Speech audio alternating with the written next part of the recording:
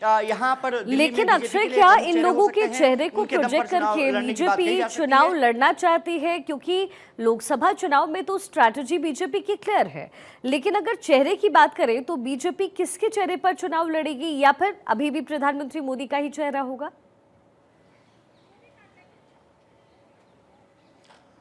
देखिए, इसमें कोई शक और शुबह नहीं है कि प्रधानमंत्री नरेंद्र मोदी बीजेपी के दिल्ली में या चाहे देश में कहीं भी चेहरे होते हैं और वही चेहरे दिल्ली में भी रहेंगे। सबसे बड़ी बात रही है कि वो तो एक बड़ा चेहरा होंगे, लेकिन लोकलाइज्ड अगर लीडर की बात करें, जैसे बांसुरी स्वराज को अभी एक अभियान समिति का जो अध्यक्ष बना दिया गया है, मनोज तिवारी को तमाम जगहों पर स्टार कैंपेनर के रूप में इस्तेमाल किया जाएगा, वीरेंद्र सचदेवा की प्लानिंग है अलग तरीके से चल रही है। अभी पूर्वांचल मोर्चे के लिए संतोष ओझा को जिम्मेदारी दे दी गई है, क्योंकि अनिल झा पूर्वांचल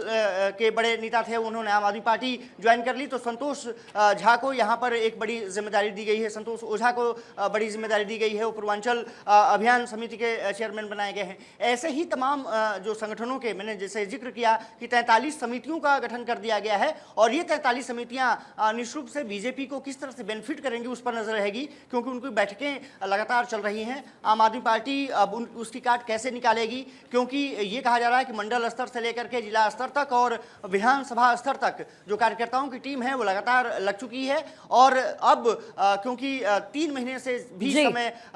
कम बचा हुआ है, ये मान के चलिए कि 2-2.5 महीने का समय है, जबकि फरवरी में ये माना जा रहा है 2025 में चुनाव होने हैं, और उस चुनाव में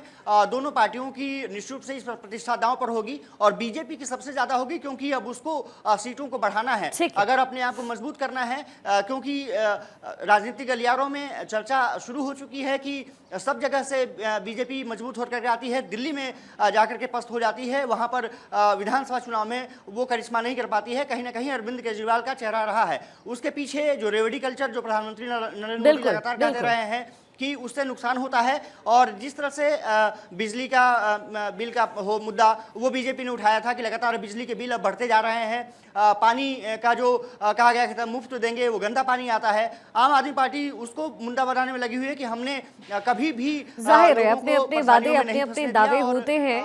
अक्षय, और इसे ही भुनाने की कोशिश जो है वो पॉलिटिकल पार्टीज करती भी है। बहुत बहुत शुक्रिया इस पूरे विश्लेषण के लिए अक्षय।